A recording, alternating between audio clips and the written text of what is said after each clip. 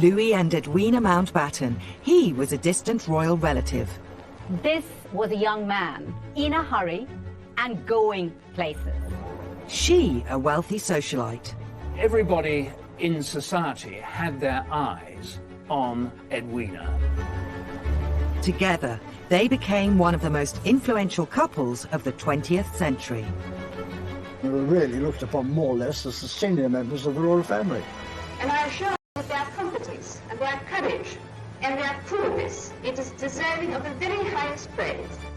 Yet their private life was more scandalous than the public ever knew, from countless infidelities. They had an open relationship, the Mountbattens. It was well known. They said that they were always in and out of different people's beds, and I think that's probably true. To the breaking of taboos. But she did quite fancy black and Asian men. That was considered rather outrageous. Yet their union stood the test of time. It proved to be an outrageous marriage.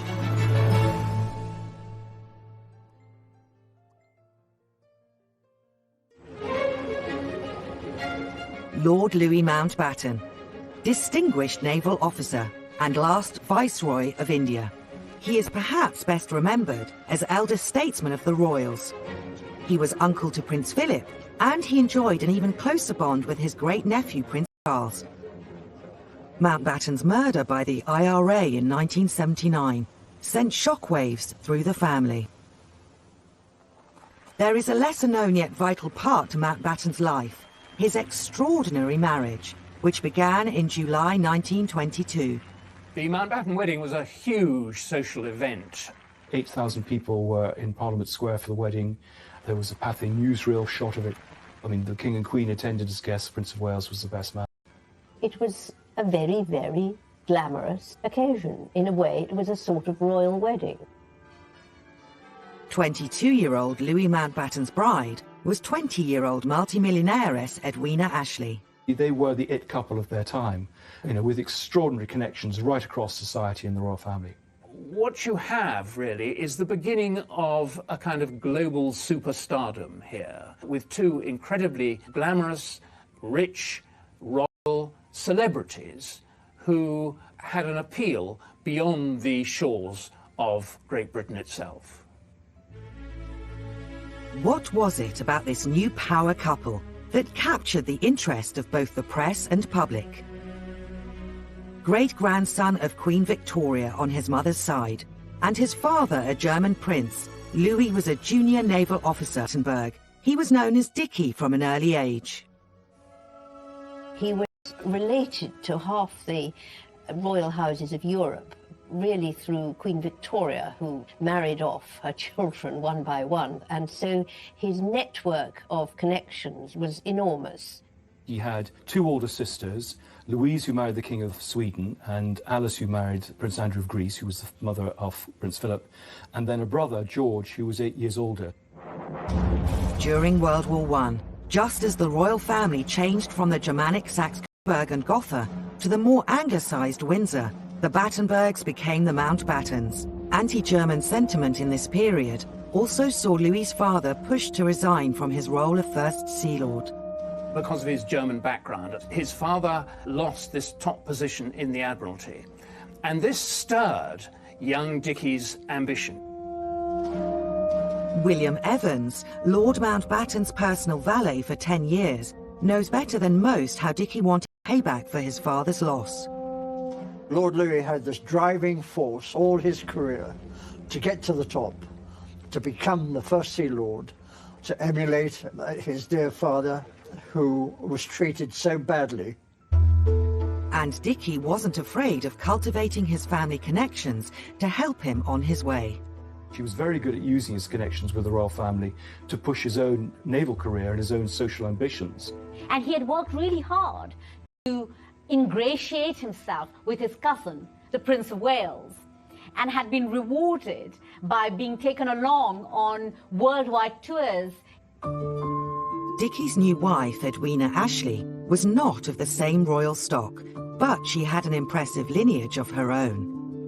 Edwina Ashley was in some ways more exotic than Louis. Her father was Conservative MP, but related to Palmerston, to Lord Shaftesbury the Reformer, even to the Native American Princess Pocahontas. Most importantly, she was a granddaughter of one of the most influential and wealthy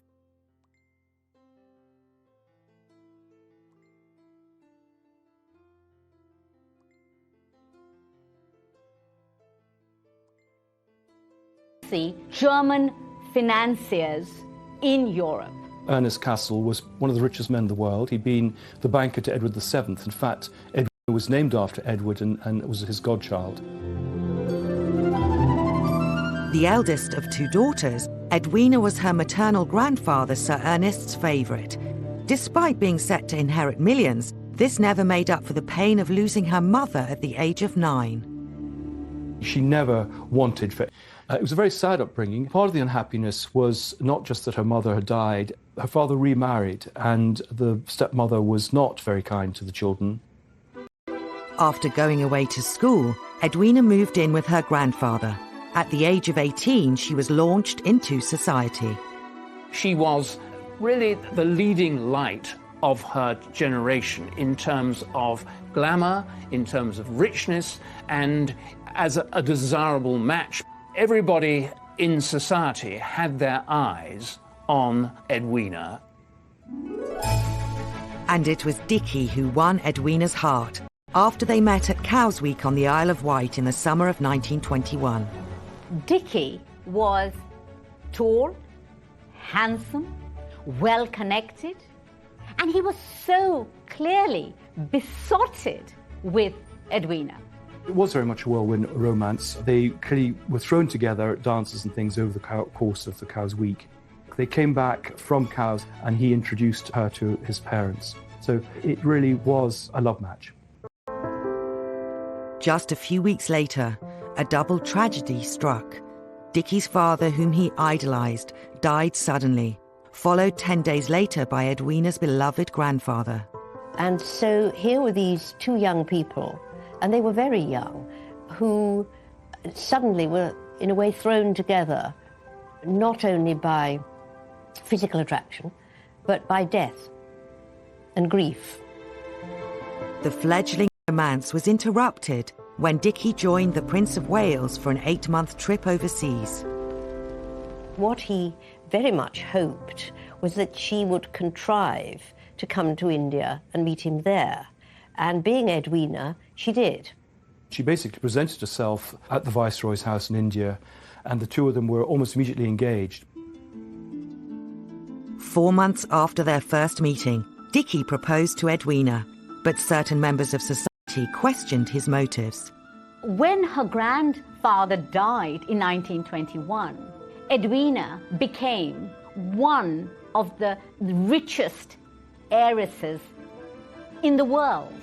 Dickie, he wasn't, of course, very rich, not at all. He had the blood, but he didn't have the money.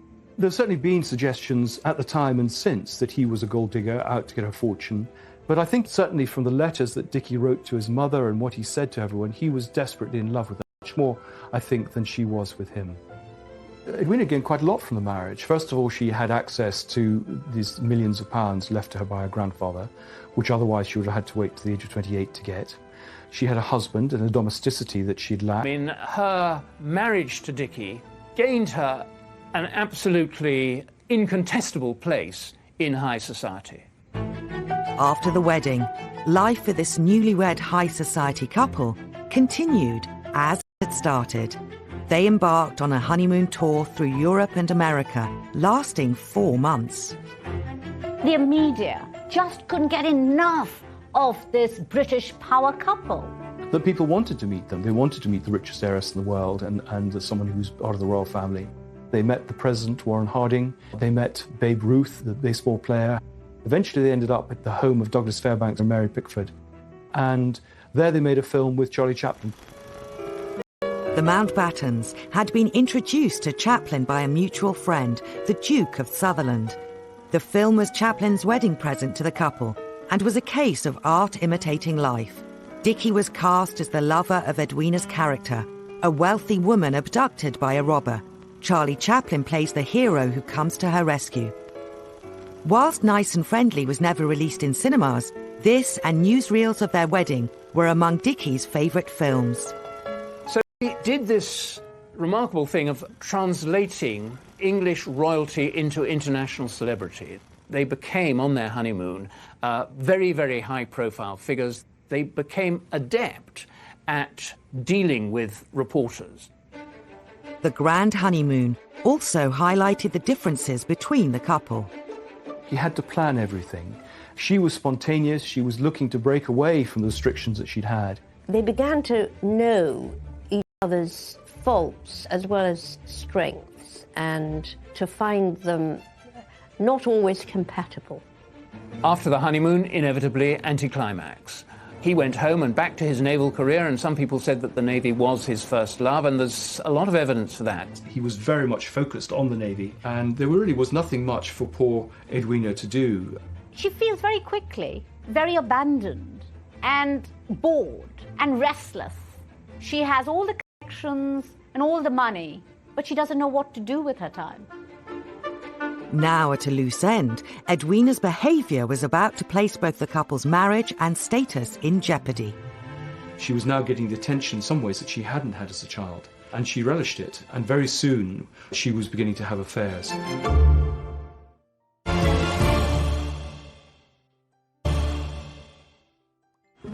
In July 1922, the marriage of Dickie and Edwina Mountbatten had combined wealth, good looks and royal connections to create one of the most powerful couples of the 20th century.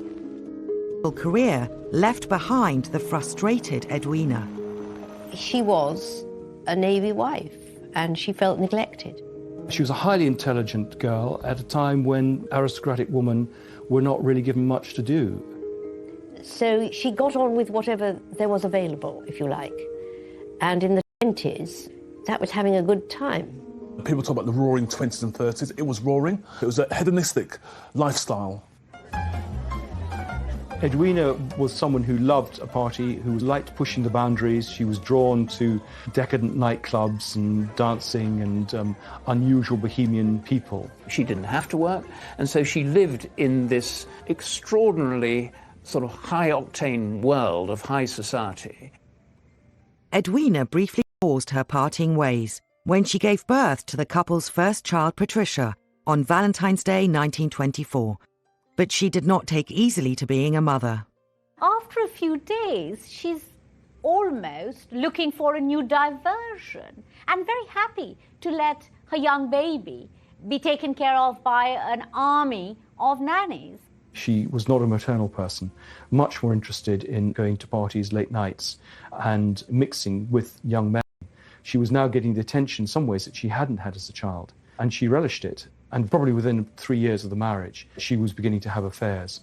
In 1925, her first lover was naval officer Hugh Molyneux, the heir to the Earl of Sefton, regarded as one of the best-looking men in society. And that affair lasted for about a year, and then she almost seamlessly moved to an American polo player, a rich man, heir to a £40 million fortune, called Stephen Laddie Sanford. There were quite a lot of rather nice-looking, tall, energetic, sporty sort of young men. That was the type that she liked. News of Edwina's colourful love life was yet to reach the wider public, but rumours began to circulate in high society. Dickie himself was quite unaware of this, involved in his career, climbing the ladder, and it was actually the Prince of Wales who told him that Edwina was committing adultery. I think he was desperately shocked. I think he had really put Edwina on a pedestal, and I think he just didn't want to believe what he might have been hearing. He wrote in his diary a curious, strange thing that David, the Prince of Wales, told me about Edwina. So he didn't really sort of believe it. The affairs continued, and more men joined Edwina's entourage of lovers. She was a very busy woman. I mean, if you look at her diaries, she was literally, he would have lunch with one and long talk into the night with another and went to a party with another. And there's a famous story about the maid saying to her when she came back from once to Sanford in the library, and what are we going to do with, you know, the new lover that had arrived on the doorstep? She was a woman of extraordinary energy, should we say. Edwina's behaviour was perhaps no different to that of her contemporaries. Notoriously, the Prince of Wales and others were pretty promiscuous. I don't think Edwina was that different from many of her close friends. I think she was a more public figure and there was more scrutiny. I think she was more brazen about it, cared less about what people felt. It soon became impossible for Dickie to ignore Edwina's extramarital relations, but rather than being angry, his response was more enlightened.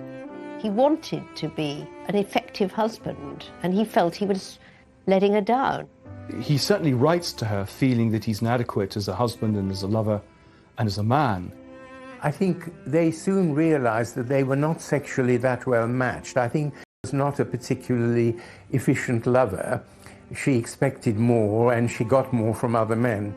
Yeah, I think he'd been to a brothel to lose his virginity, but he'd had no real experience of women except in this rather romantic, airy-fairy way. He was very gallant, I think, at some level, in accepting the fact that he couldn't fulfill his wife's sexual appetites, and therefore tried to use that as an excuse to humour her extramarital affairs.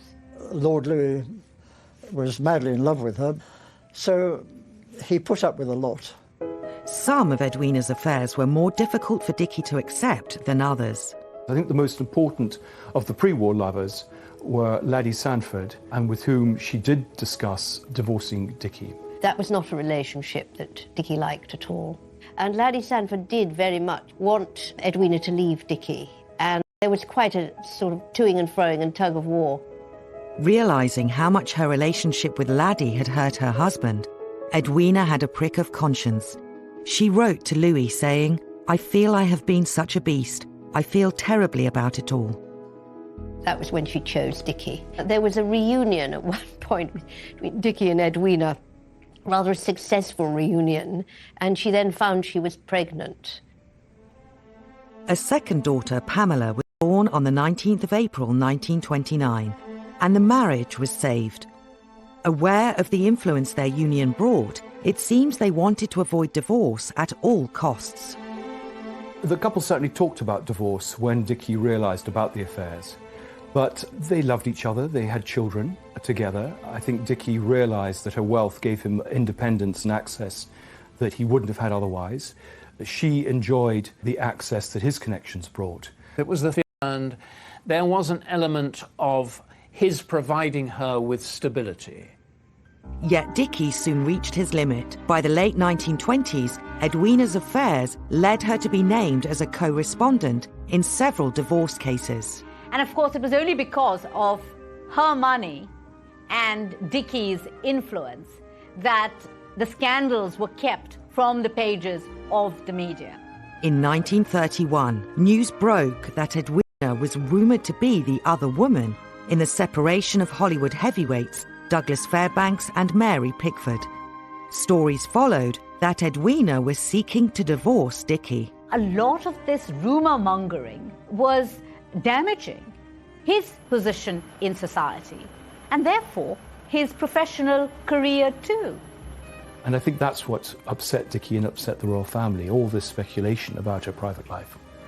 And that was the final straw for him. They had a showdown. He suggested they divorce, that he would move out. Edwina suddenly realised what she had done to a man she liked and a man she admired.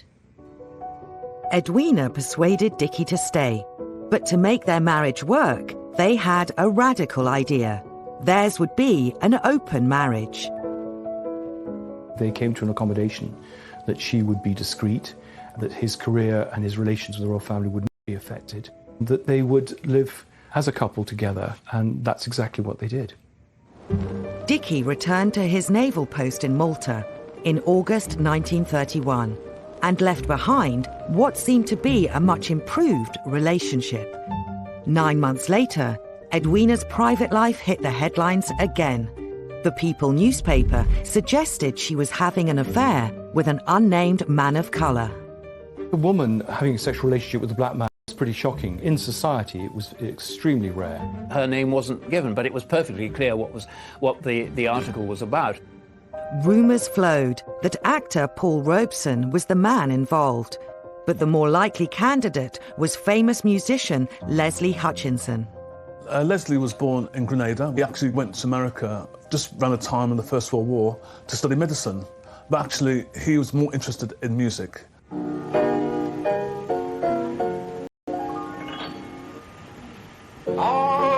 I tell you what is in my heart. He was able to combine his talented piano playing and the way he came across in terms of his singing. That would touch not just black people, but particularly white people. I think Edwina had met him probably in the mid-1920s. He was certainly a regular at some of the nightclubs they went to in London. She actually employed him for a period of time. Edwina and Leslie made no attempt to hide their relationship. There's lots of stories about them displaying their affection in public places. I think that's what shocked a lot of people, that they couldn't care less about it. This is all in the context of the rise in Hitler during the 30s and the Third Reich and this whole kind of eugenics movement, that there was this real strong backdrop that there's a purity of the white race and black and white people should not mix. When the story reached the press in May 1932, both Dickie and the palace ordered Edwina to take the People newspaper to court to clear her name. But I think it was a public humiliation, the fact that it had got to the papers, the fact the royal family knew about it. The case was held early one morning with no press there. They agreed to apologise, there were no damages. There's a PR strategy to stamp out this scandal, which if it rumbled, it might have an impact on the future of the royal family. Once again, Edwina's escapades had left Dickie badly hurt. But she was about to get a taste of her own medicine when he had an affair.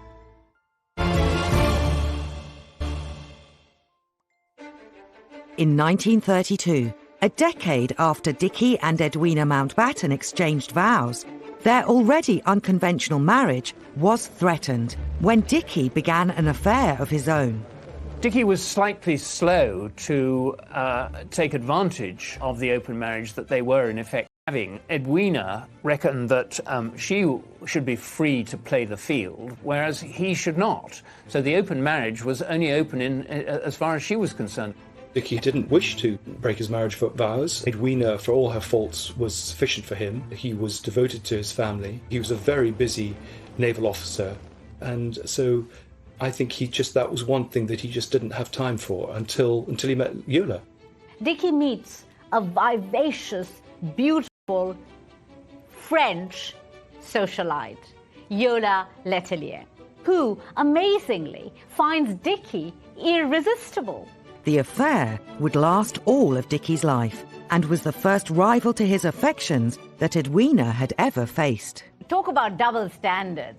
I mean, Edwina was annoyed, shocked, horrified when she realizes that Dickie is serious about another woman. She was most upset and she felt badly treated by him. She wouldn't accept that what was sauce for the goose was sauce for the gander. But Edwina had a plan. She quickly turned anger into action and, surprisingly, affection. So she makes friends with Yola. Terrific friends, and these are the spas of Europe. Dickie is really very angry because he feels that Edwina has taken his girl away from him, which to a degree she has. On one occasion, Edwina writes to Dickie, hoping that he's not jealous that they are sharing a room on one of their trips away. That is one of the very strange things about their relationship. The suggestion is Edwina and Yola had an affair themselves, but in matters of this kind, so much is gossip and speculation.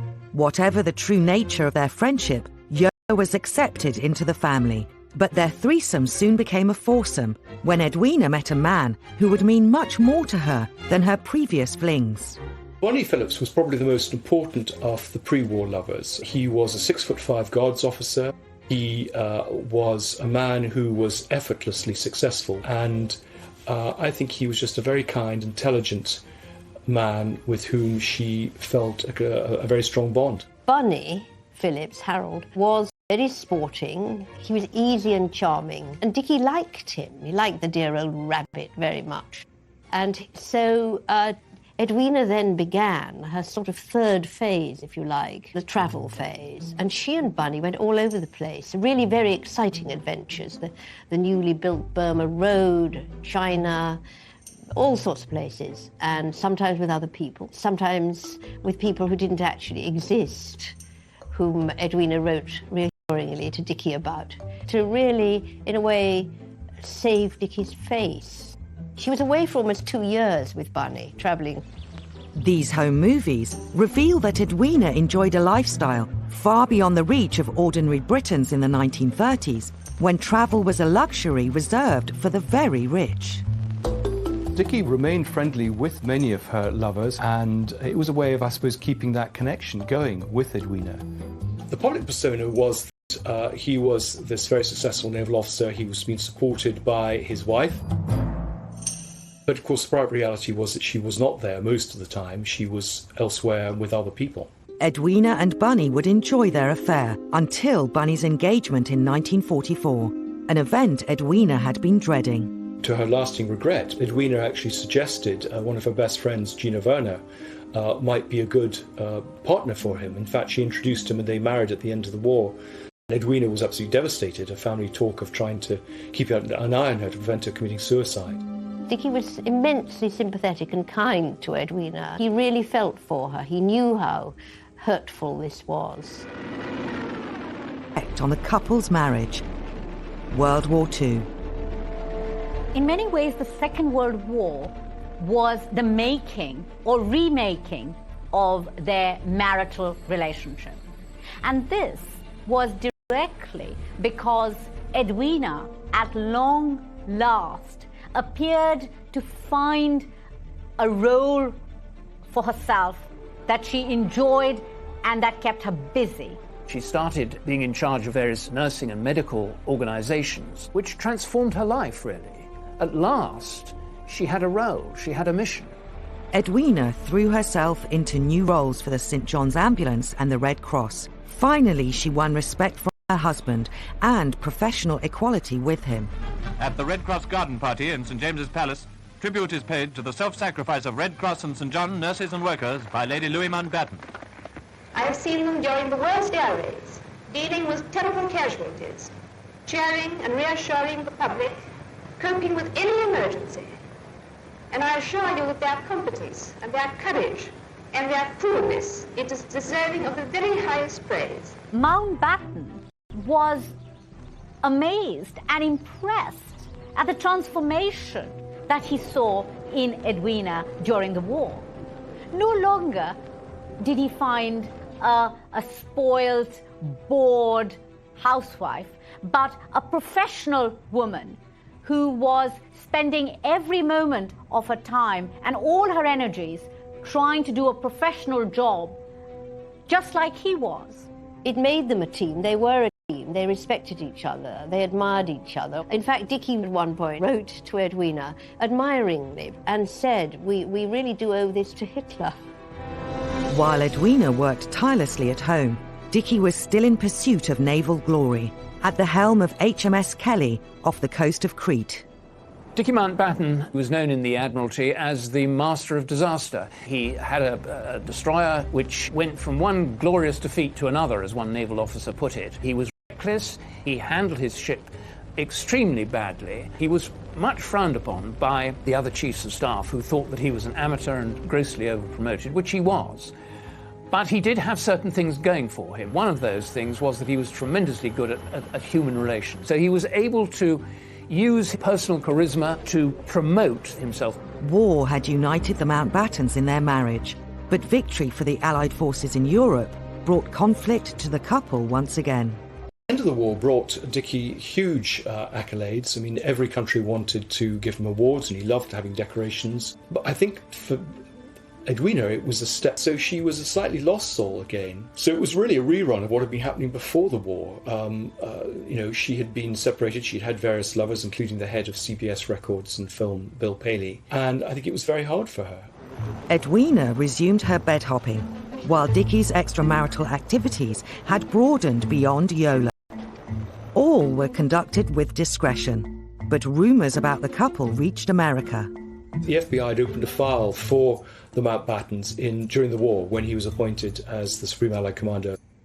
They interviewed a woman called Lady Desise, who was a society hostess, and she revealed that the Mountbattens, she thought, were people with very low morals, and in her phrase, Mountbatten was a homosexual. The FBI was always drawing up reports on people, notorious people, and people who might be vulnerable to blackmail. And You say, well, where is the evidence? Where is the evidence? This is the entertainment of life. How do we know? How do we know? Rumour mongering was common in society, and the FBI claims were never corroborated. A high-profile couple such as the Mountbattens was always going to be a target for gossip. While their reputation remained intact, the biggest test for the couple was yet to come. Could their position and influence survive a scandal set on the world stage?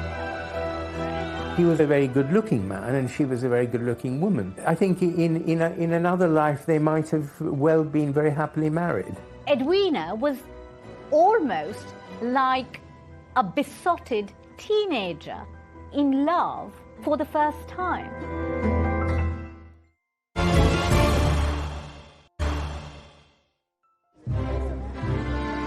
By the mid-1940s, the Mountbattens had weathered many a storm. Their royal connections continued to give them unparalleled influence. In 1947, Prime Minister Clement Attlee appointed Dicky as the last Viceroy of India to oversee the country's independence after 200 years of colonial rule. Edwina would be Vicereine. In India, British power was eroding very rapidly indeed. The whole fabric of government in India, the British Raj, was collapsing. Dicky and Edwina were obviously united as Viceroy and Vicereine, and they both had roles to play in this. Edwina is thrilled at the prospect and the idea of overseeing the independence of a subcontinent tickles her fancy. When she arrived as Vicereine, as well as transforming to people of every sort, she began to loosen things up, if you like, in a very modern way. Edwina took to her new role with ease, but Dicky's task was formidable. Mountbatten didn't know the country at all. He came to it very much from his rather limited knowledge of British politics and a rather simplistic desire to do as quickly as possible, whatever it cost India. He was negotiating with the Muslim leader, Muhammad Ali Jinnah, and leader of the Congress Party, Jawaharlal Nehru, a Cambridge-educated intellectual with whom Edwina fell in love. Edwina was almost like a besotted teenager in love for the first time. They endlessly talked. They endlessly wrote letters to each other, all of which I've read over years and years. I call it poetry and philosophy, about their feelings, about their aims, their ambitions. He was a very intelligent man, very erudite and well-read. And it was a sort of mature relationship. They were soulmates. I think in another life they might have well been very happily married. Again, the Mountbattens' marriage was at the centre of speculation, and Edwina's relationship with Nehru much scrutinised. Nehru was the great relationship of her post-war life. He was the last of her lovers. It was a deeply spiritual and emotional connection, I think, as well as a sexual one. They had shared political interests. She was fascinated by what was going to happen with the new republic. She'd fallen deeply in love with India and its people, and I think he's inextricably mixed up with that. Freedom for the country she loved was to come at a high price. Mountbatten rushed through the independence and partition, with the Indian continent hit by violence and bloodshed. In Britain, his efforts were declared a success, but Edwina was heartbroken at returning.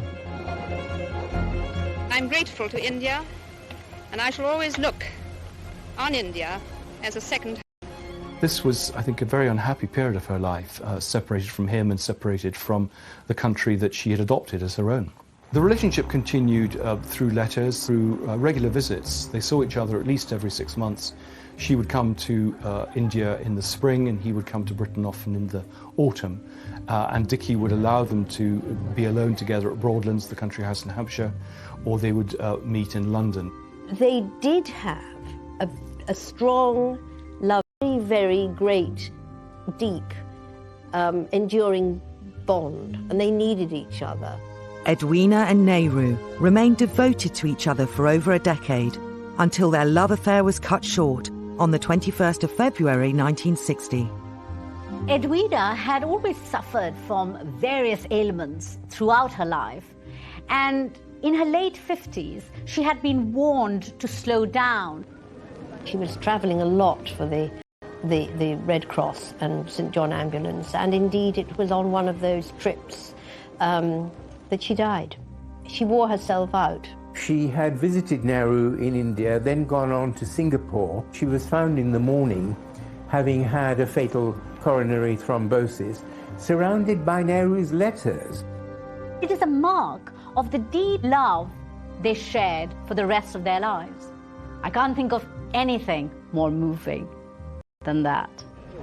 Dickie learnt about the death in the middle of the night. He got a phone call and was devastated. At Edwina's request, she was buried at sea, attended by the royal family, Dickie and their children. He was devastated, absolutely devastated, and he just wanted to die. He was so lonely. Even though they led almost separate lives, they did get on, and towards the end, they were real pals, real friends. He threw himself into his work. He had another 5 years in the Navy. There were a number of affairs. He had been very close to the young naval officers that he served with, who he'd entertained for the weekend. Often the wives came and stayed slightly longer than the husbands. As Lord Mountbatten's personal valet for 10 years, William Evans had an opportunity to see his lifestyle up close. He liked pretty girls. They were nearly all married, but they were very lovely. His greatest joy was to have them out for riding at Broadlands. It's the thing that he loved. He had an affair with Shirley MacLaine, and she was often at Broadlands. So there were a lot of women in his life. He certainly acted like a man much younger than his age. Alongside titillating affairs, naval business kept Dickie busy. He finally achieved his lifelong ambition of becoming First Sea Lord in 1954. Even after the death of his wife, he continued his pursuit of self-promotion, and his influence within royal circles would grow in strength. Mountbatten became Prince Charles's honorary grandfather, much adored by Prince Charles. The relationship with the Prince of Wales, and he stayed there with Lord Louis whenever possible. They were very, very close. They were more like father and son.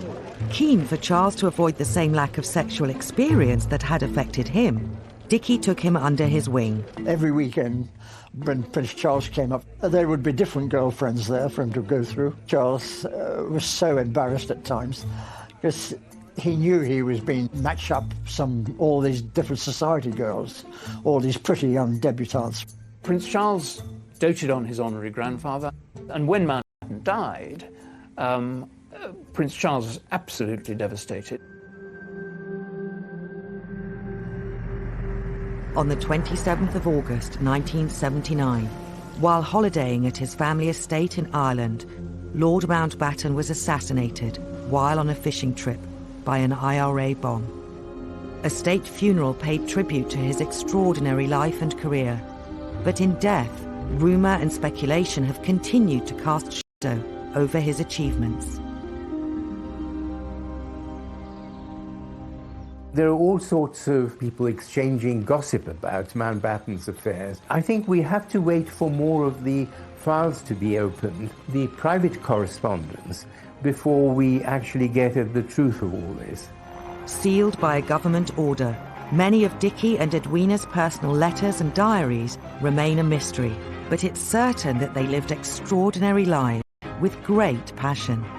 If the objective in life is to make the most of what you can do, the world and all you must do in it, well, they did, didn't they, in the end? They really did. Dickie and Edwina's marriage was miraculous. It shouldn't have worked, but somehow they both made it work. And I think therein lies the definition of a successful marriage. Edwina and Dickie's marriage was one of the oddities of the age. They stayed together despite multiple infidelities on her part and subsequently on his. But they became one of the great power couples of the 20th century. Tomorrow night at 7, brand new on 5 Select, the rise and fall of Henry VIII's right-hand man, Thomas Cromwell, in a very modern Tudor. Here on Channel 5 next Saturday at 7:35, Giles Brandreth travels across Britain, visiting the places that inspired one of the country's most famous storytellers, Charles Dickens, always a festive favourite.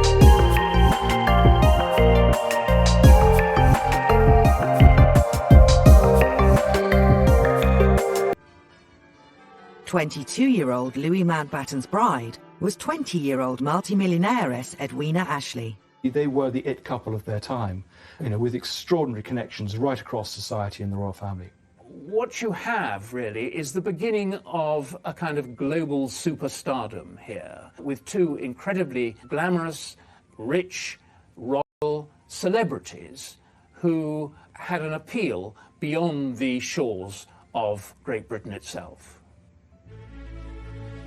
What was it about this new power couple that captured the interest of both the press and public? Great-grandson of Queen Victoria on his mother's side, and his father a German prince, Louis was a junior naval officer at Battenberg. He was known as Dickie from an early age. He was related to half the royal houses of Europe, really through Queen Victoria, who married off her children one by one, and so his network of connections was enormous.